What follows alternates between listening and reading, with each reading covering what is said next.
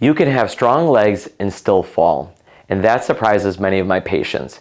If you're over 60, balance becomes just as important as strength.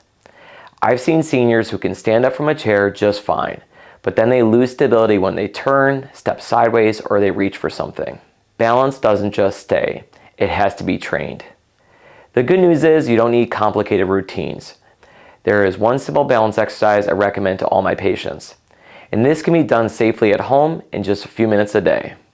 As we age, the systems that control our balance, your muscles, your inner ear, and your nervous system, don't respond as quickly. Now that doesn't mean you're fragile, it just means you need to train it intentionally.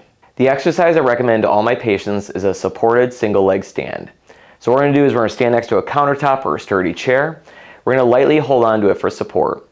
We're going to shift your weight to one leg. We're going to slowly lift the other foot just about an inch off the ground. We're going to hold this for 10 to 20 seconds. And then we're going to switch sides. There's a progression with this exercise where we can have two hands lightly touching.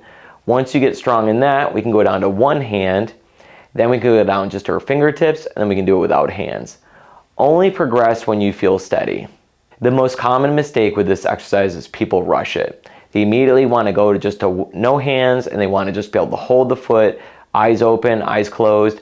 Balance improves when movements are slow and controlled. Try doing this exercise while you're waiting for your coffee or while you're brushing your teeth in the morning. Small consistency builds stability.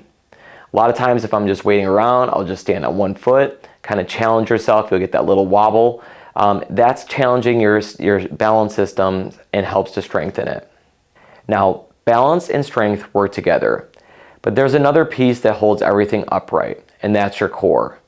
In the next video, I'll show you a simple core exercise that protects your balance and your back.